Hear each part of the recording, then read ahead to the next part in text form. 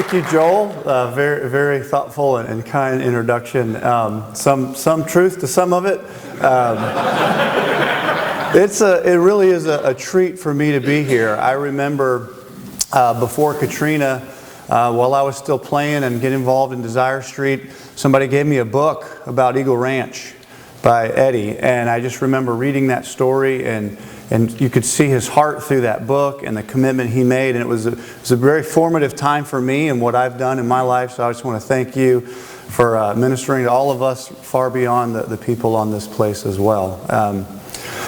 Glad we got one gator. Was that the only one I saw? All right, we need to mark the exits because I do have a few Georgia stories, but we'll get to those. But so everyone wants to know a bit about Spurrier. So one of my first times getting in the game with him, we were running a corner route, and he is so precise about some of this stuff. And you got to get in the seam, get up to 14 to 15 yards, cut at an angle, catch the ball 23 to 24 yards, 2 to 3 yards from the sideline at the perfect spot. And as you know, in a lot of these routes, you throw the ball before they break. So it's really hard to defend if you do it right. Well, in this particular play, he cut flat. At least I thought he did, because the ball went over his head. So it was intercepted by the cover 2 safety. So the real question is, who's going to get in trouble? Because, Spurrier, he's over there, he's throwing his hat down. And I walk over to the sideline, and I was wondering if he kind of saw what I saw, or if he thought I overthrew it. And he goes, Danny. But it was more like, Danny? Danny? Shaking his. It's not your fault. I was like, oh, thank you. He goes, it's my fault for putting you in the game. You're on the bench. So that was one of my introductions to Steve Spurrier. But talk about an amazing opportunity to play for arguably one of the greatest college coaches of all time. And the way he taught, the way he coached, what he needed, it worked for me. He needed someone that could make really quick decisions, somebody that was accurate, somebody that had good timing, somebody that was tough, and somebody that could kind of let a lot of his stuff roll off your back. And it worked. And I think of being a young boy dreaming about an ideal college career, and I kind of lived it. I sometimes pinch myself when I look back. But it has been a while. It used to be that people come up and say, I love you, and then now they kind of come up and then they say, oh, my parents loved you, and then not long ago they're like, my granddad loved watching you play. So time travels. I was in New York not long ago for the Heisman Trophy presentation, which is a cool gathering of a lot of really neat former winners, and it also attracts a lot of autograph tickets, which often is fine, but nowadays it's turned into really a business. And so you've got these greasy-haired guys with their bags full of helmets trying to get you to sign stuff, and they go sell it. And even worse, they'll pay kids now to try to get your autograph to give it back to them. So you kind of got to, it's a little bit of a game. It's like a little jockeying game to figure out, is this legit or not? Well, this particular time, a young boy followed me into the bathroom. Like, he was serious, so I was already skeptical. At least he waited by the door. That was polite. So as I was leaving, I got out my Sharpie, and he handed me an orange Gator helmet. And I said, well, who should I make this out to? Because if you put a name on it, sometimes you can't really sell it. And he froze. So I thought, this kid's trying to steal my great name and image and brand for his own benefit. I'm not going to fall for that. So I said, who do you want me to make this out to? And he wouldn't say anything. So I looked him in the eye and I said, son, if you don't tell me your name, I'm not going to sign this for you.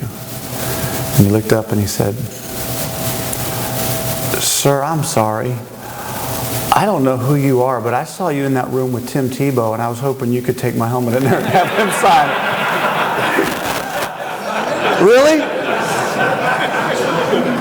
Somebody later asked when I told the story, well, did you do it? I said, well, heck no. I mean, maybe by the time I'm 50, I'll be truly humble enough to do something like that. But it's funny. Whatever you put your stock in, it comes and goes so often, doesn't it? I got the chance to go from there to play for another iconic coach, Mike Ditka, with the New Orleans Saints, and did not have the success that we had at Florida at anywhere in the career. But there was one particular highlight, or in this case, low light of my NFL career. It was one of the first. It was the first game I started 1997, my rookie year, and we were losing to the Panthers. And it was the last play of the game, was my last play. I was back and I was looking to my right, and what I didn't see was the defensive end beat our tackle and was just coming clean. Like just, now they even have a word for it, unabated. Like sometimes they'll stop the play, but back then it was like, go get him. So I was looking this way, and it just so happened that when I turned was the same moment that this guy dove forward like a missile. And the crown of his helmet hit me right in the temple. So there was this huge collision, and we went this way, and his body spun, and somehow he fell off, and I stood back up. And when I went to look for a receiver, I couldn't see anything. And I remember like blinking and opening my eyes and trying to focus, and I still couldn't see anything. And a few minutes later, somebody else hit me, and I was on the ground, and I began to get up thinking, no, this is a scary moment to get hit in the head and not be able to see. And so I took a deep breath, and it was still pitch black. What had happened was when this guy hit me, and when we began to spin this way and I turned this way, my helmet spun all the way around my head to where my helmet was on backwards, and I'm sitting there looking for a receiver with my helmet on backwards, which is funny now, but at the time I really thought maybe I was blind, and then I thought maybe I had died, and as I was on the ground I was hearing these voices, and I was wondering why I didn't see Jesus. And one of the linemen said, did you see a light? A lot of times when people talk about almost dying, they see a light. I said, well, yeah, but it wasn't like a light here. It was more like this light going this way. And he goes, that was just your ear hole. What about your eyes? So that was one of my highlights of my NFL career. But for just a second, try to get your mind without laughing, if you could be polite. This picture of me standing in the pocket as a quarterback looking for a receiver. Everything for the most part is still there for this play to work. The receivers are still running their routes. The linemen, except for the guy over there, are still blocking. Quarterback's in the pocket, got the ball, got space, looking for a receiver. Everything is still there for the play to work, but there's one thing that happens to be missing. And of course, in this case, it's quite important. The ability for the guy with the ball to see. The ability to see what you need to see to make whatever happen. Everything else can be going just right, but if you can't see what you need to see, you're going to miss out. There's this great scene in the movie Patch Adams where Robin Williams is a doctor, and he's at this mental institution, and this gray-haired man runs up and puts 4 fingers right in front of his face and says, how many fingers do you see? And he said, 4. And this guy says, you're crazy. You're all crazy. Runs off. Well, later, Patch finds out that this guy is Dr. Arthur Mendelsohn, one of the smartest minds of the time. And so the first thing that happens that I think is critical is Patch thinks, maybe there's more to see than I see. Maybe I don't see everything I need to see. Maybe there's something I'm missing. And what I find is as I get older and as I notice people getting older, we actually get less and less and less open to seeing anything new, anything different, having God work in any kind of new way in our lives. So he goes and asks the doctor, what is it? And he finally explains it to him. Don't look at the fingers. Look through the fingers. Now focus on my face. How many fingers do you see? And if we do that, if we focus on something beyond what's in front of us, we get what we refer to as double vision. And the answer was 8. And the doctor said, Patch, everybody notices what's right in front of them. Everybody sees what's obvious. Everybody can read the headlines. Everybody can see what you're driving or what you're wearing. Everybody can see the problems that are all around. But if you want to see the answer, if you want to see the deep, you've got to learn to see past that. And I remember even as a kid in college when I saw that movie, this verse that Paul says in 2 Corinthians chapter 4:18 just screamed at me. So we fix our eyes not on what is seen, but on what is unseen. For what is seen is temporary, but what is unseen is eternal. That we are going to look for the eternal picture, the things that matter, the things that are beyond, and that is our effort, that is our intention, and by God's grace we'll be able to see that. And so I kind of want to use that to share three thoughts this morning before we go about our day and get back to work or wherever it is that we're all headed to from here. Foreshadowing, one of them may or may not be a story about Georgia. Just saying. So the first point, I have 3 children, 2 boys and a little daughter, 2 monkeys and a princess, 2 crazy maniacs and this amazing angel that just does what you say. You don't have to fight with her. It's like, you bring it. It's just amazing. You tell the boys to put the trash away and you got to bear up for a fight, and you tell her and she just does it. It's unbelievable. But the 2 boys, their favorite thing to play with for years has been Legos. So through their whole lives, they would accumulate more and more and more Legos. We don't have a dining room anymore. We have a Lego room. And so you can imagine, you walk in there, there's thousands of Legos. But every time the 2 boys would go in the room, if you do the math, it works. There's 2 boys, 2,000 Legos, plenty of toys to keep them both happy, right? But what happens? Every time, eventually, they start fighting over one of those Legos. Oh, that one's mine. No, it's mine. No, it's mine. It's mine. And they start screaming, it's mine. And when they were like 5 and 4 and 3, 2, when they were younger, it was a little cute. It was funny. But now it's like, mine. No, it's mine. Oh, it's mine. Boom, boom, boom. Wah. That's kind of how it goes. The other day, one of them, that happened, and one of them was crying, and the older one said, Dad, it's okay. I tried not to hit him. I just missed. That's brilliant. That was like my proudest moment. That's a brilliant line.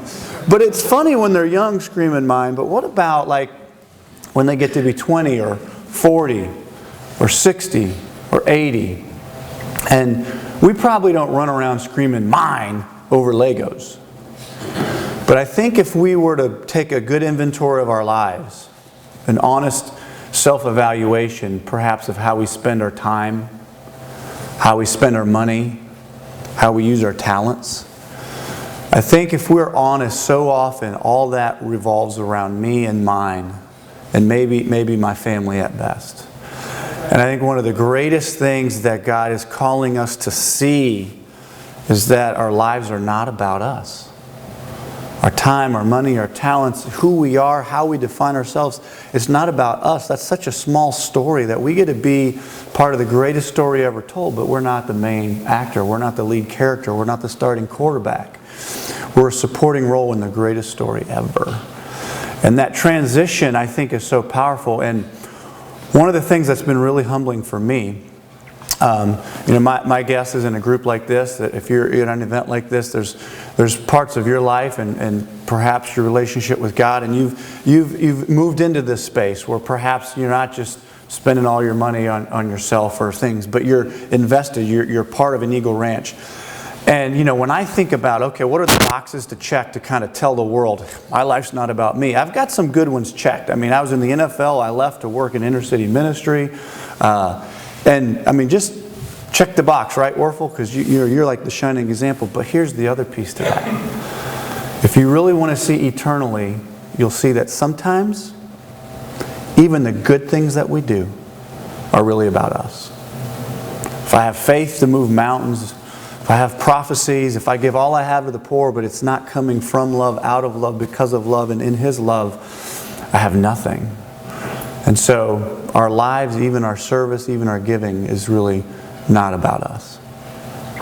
Number 2, 1995, Athens. And what he didn't mention in that story was in the warm-ups, I was really struggling for some reason. I don't know if you're an athlete or maybe a golfer or something. Some days you're just kind of in that groove, maybe if it's golf, and you're just hitting it. It's like, wow, it's smooth, it's happening. And other days you're just kind of feeling clunky. This was one of those days as a quarterback, it was clunky. And I remember in pregame warm-ups, I wasn't hitting the receivers, and so I started thinking, okay, what are all the fundamentals that Spurrier taught me? What are the things my high school coach, get your shoulders back, get your elbow up, rotate your hips, rotate your shoulders, pronate, follow through, all these things. It just kept getting worse, and Spurrier noticed this, and in his sort of real pastoral, caring, gentle, loving, guiding, big brother spirit, it's like, what's wrong with you today? So I wasn't any help. So I got on my knees when we went back in the locker room, and I said, Lord, I have tried to throw this ball every way that I know how, and it's just not working. And so, Lord, I want to give this game to you. And anything good that happens will be for your glory, because I can't do it. And first series, I was about to get hit, and I made a quick bad decision and to get rid of the ball in an unwise area. I looked up and there was a defender standing right where I threw it. Somehow the ball went through his hands, or he didn't jump right, I don't know. But our receiver, Ike Hilliard, had the ball for a touchdown. So I remember thinking, thank you, Lord. A few series later, I was back and another end came around clean, so I broke the pocket. I was running to the right. I was looking. There was nobody. He was gaining on me, because that's how that usually happened when I was running. And so I did what, 1995 college football, the safest play to throw the ball away without getting a penalty, if you were near the end zone, was out the back of the end zone. The rules were different, but that was safe. So, it's like Spurrier said, Dan, he's not real talented. He's just highly coachable. So that's his line. So I was running. So I was coachable. So I threw it out the back of the end zone, except the guy hit me before I let go of the ball. So instead of going that way, it goes back right into the middle of a sea of red defenders. Like the worst thing you can do if you're rolling right is throw it back over the middle. So I got up thinking first I'd need to make a tackle, and second I need to go see coach. Well, I didn't need to tackle anybody because Chris Doring, our receiver, was in the end zone with the ball for a touchdown. I didn't even know he was in on the play. So I go to the sideline and Spurrier's like, Danny, how did that happen? I mean, not only was it this perfect pass, but you were running right, Chris was running left, and at the last second, he wheels around and you spin around and make him this pass. But the question is, how did you see him? Well, coach, it's like, you coached me, I'm coachable.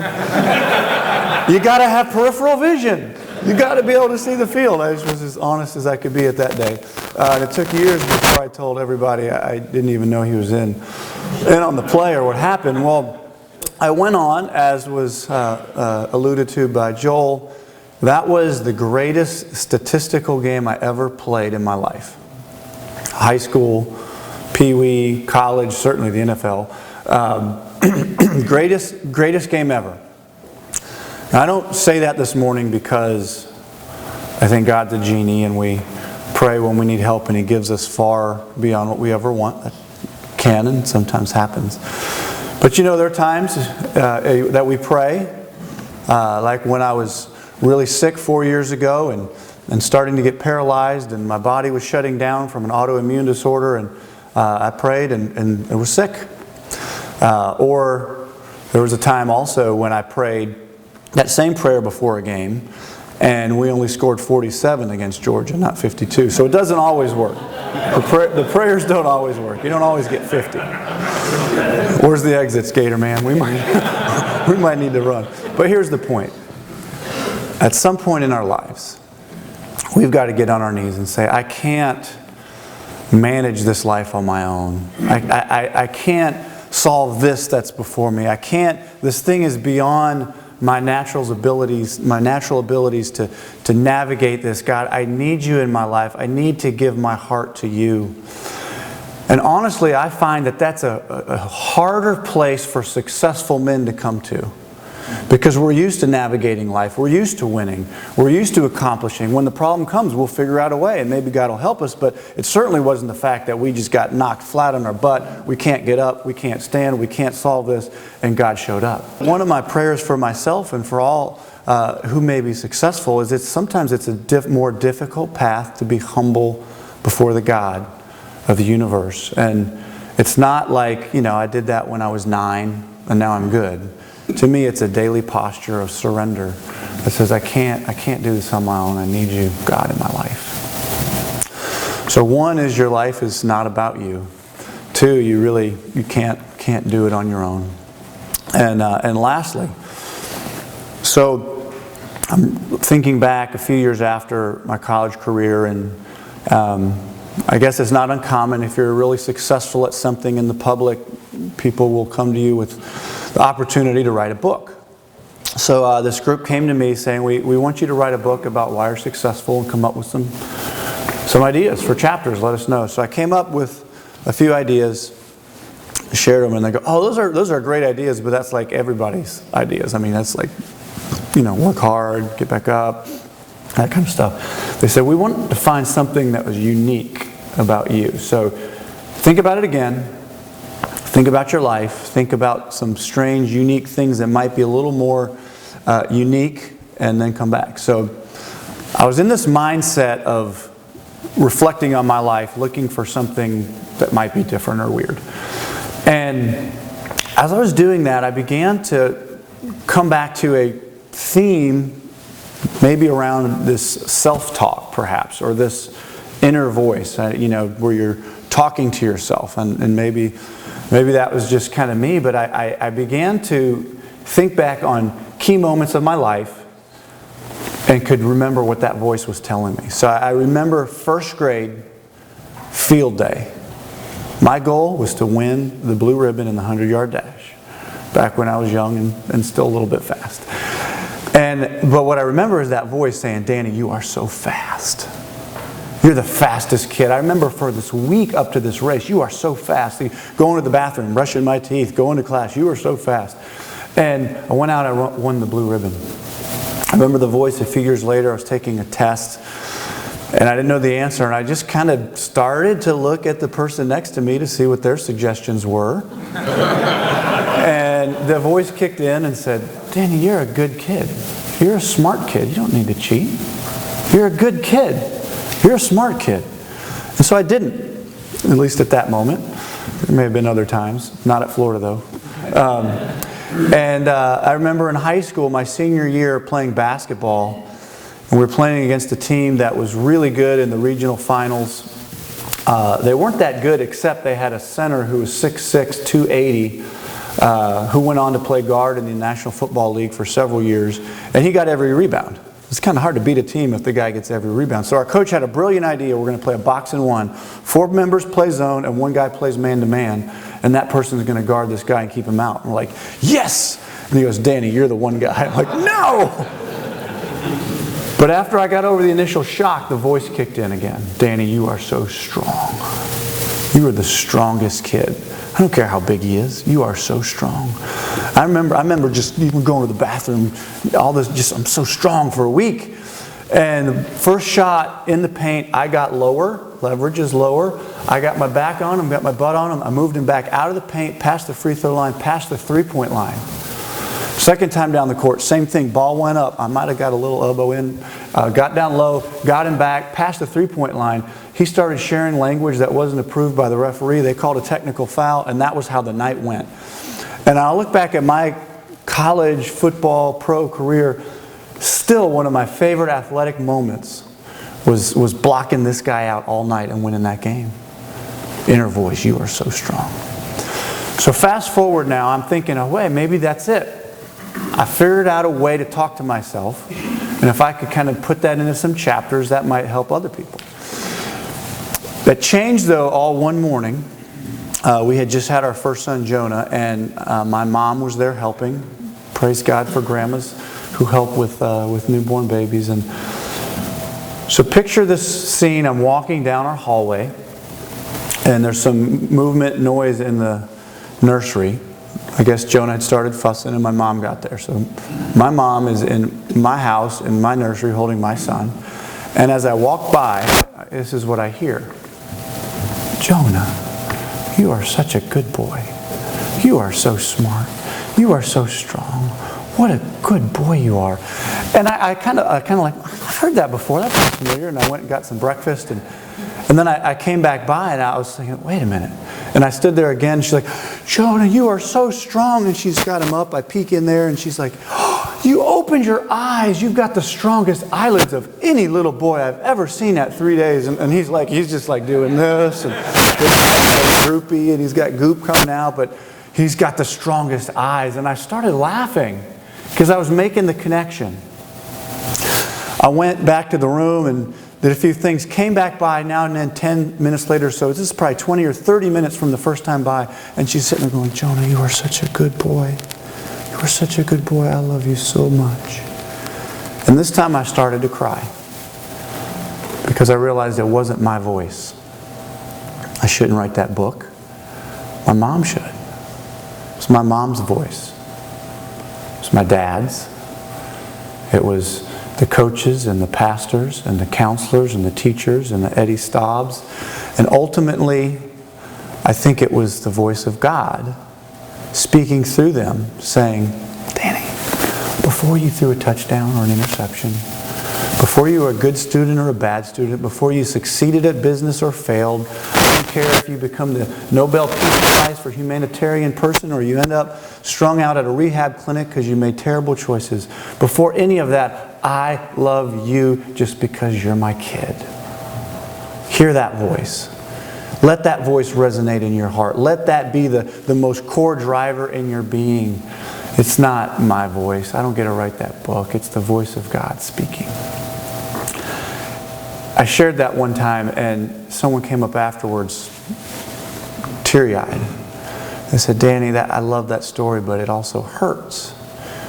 Because I heard voices growing up and they weren't like that. Sometimes there wasn't anybody there to have a voice. And sometimes the voices were, why can't you be more like your brother? Why can't you be faster? You're never going to measure up. You're not going to this. You're not that. Why this? And it hit me that, you see, the way this whole thing works is by God's grace. He speaks into us through Him and through other people, this cleansing, healing, and then we get the opportunity, the privilege, to be that voice for someone else. In my life, it's been through this calling of Desire Street Ministries that started in New Orleans on Desire Street. And now we're working in inner city neighborhoods all the way from Dallas to Central Florida. And God is doing some amazing, amazing work that we get the privilege of being a part of. And we get to be that voice for kids and families in the inner city. Anybody that knows anything about the place where we are know that that is part of the why of what's happening at Eagle Ranch. Is that children that may not get to hear that voice get to hear it, see it, feel it, live it every day. And so as I close today, my challenge for myself and for all of us is, one, do you hear that voice? In the midst of all the competing voices that scream for our attention these days, and boy, you hear more voices in 1 hour in our culture than you used to hear in a year, like 100 years ago. But in the midst of all that noise, do you hear the voice saying, you're such a good boy. I love you so much. And as you hear that, and as that resonates in your soul, as that heals, are you able to share that with somebody else? And who in your life, maybe it's your kid tonight as they're going to sleep, or your grandson, or someone at work, or who is it today and the next week and the next year that you can share that voice with as well? Thank you guys so much for being here and let me be a part of this. Eddie, thank you for who you are, why you do it, the inspiration you've been to me, and for the many people in this room that are instrumental in the background supporting him in this place and all the places that you all support. Thank you so much, and in particular for my one Gator man for being here and having my back. God bless.